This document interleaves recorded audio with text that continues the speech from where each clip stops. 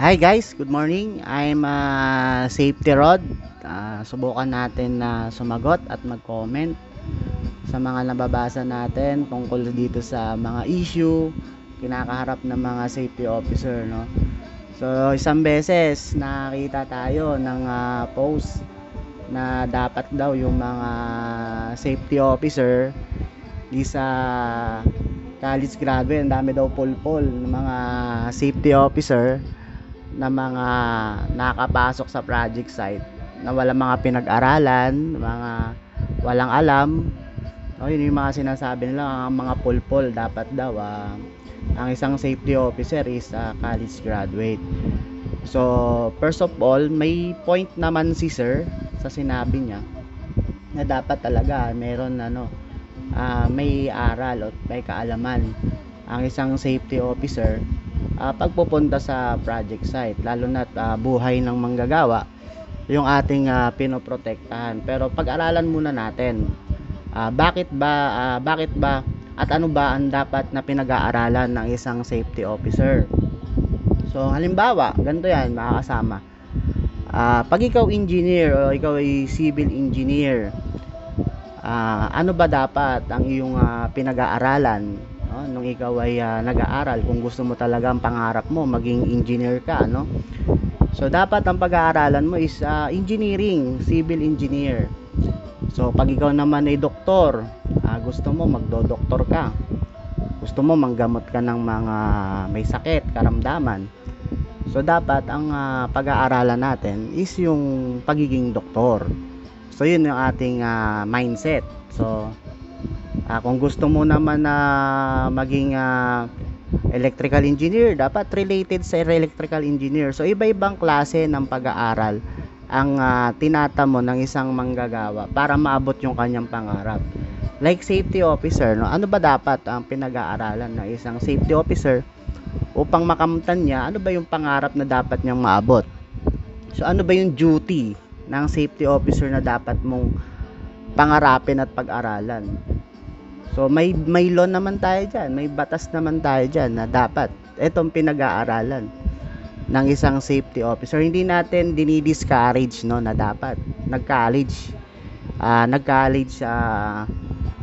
level ang isang safety officer, no, pero mas binibigyan natin ng pansin na dapat pinag-iigi ng isang safety officer yung mga kaalaman, karunungan kung saan siya magiging bihasa sa pagiging safety officer.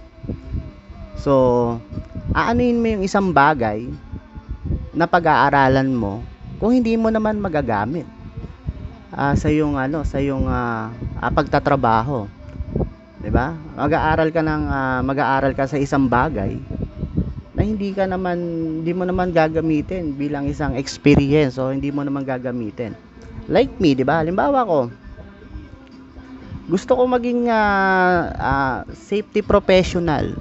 Safety professional like me, no? Ano ba yung mga dapat kong pag-aaralan? No, ano ba yung mga basic na dapat kong pag-aaralan?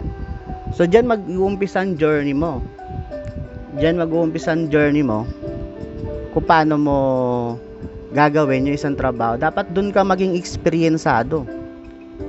So yung sinasabi ng isang commentor dito sa Safety Officer of the Philippines na marami daw bobo, marami daw walang alam. Masakit na salita yung sinasabi natin na maraming walang alam.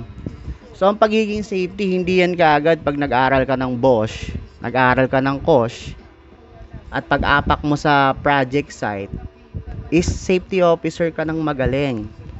So ang trabaho ng isang safety is long journey yan, mahabang proseso, maraming mga bagay na dapat kang malaman sa pagiging isang safety officer.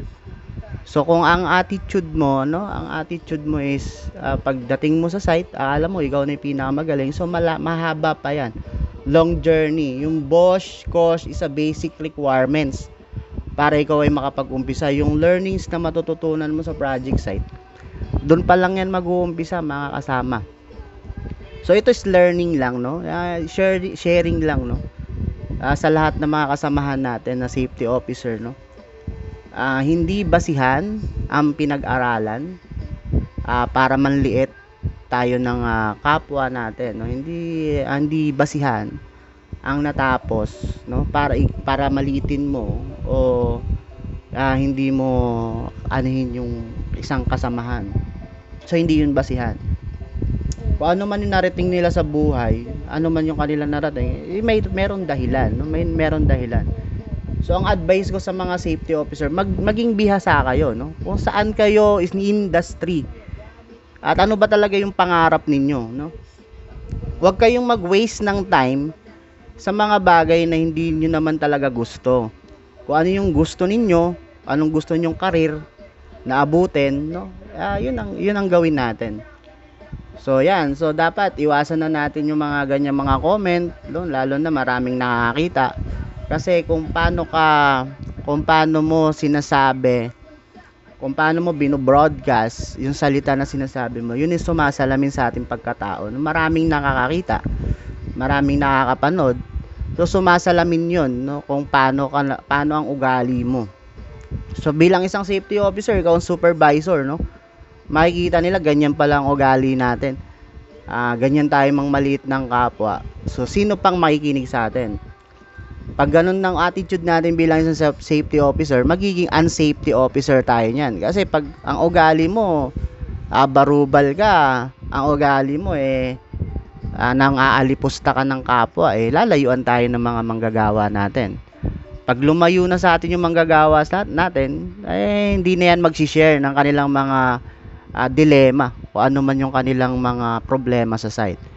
So yun lang, peace out, no. I'm Safety Rod, no. Advice lang mga kasama. So tuloy-tuloy natin. So tuloy-tuloy natin yung mga comments. So nagbabasa tayo dito sa Safety Officer of the Philippines. Try nating sumagot ng mga comments nila. So magbigay advice sa mga safety officers. Safety officers along journey yan. Mahabang proseso yan mga kasama. So kung paano kayo magtatrabaho, so yan ang dapat natin alamin. So peace out. So peace.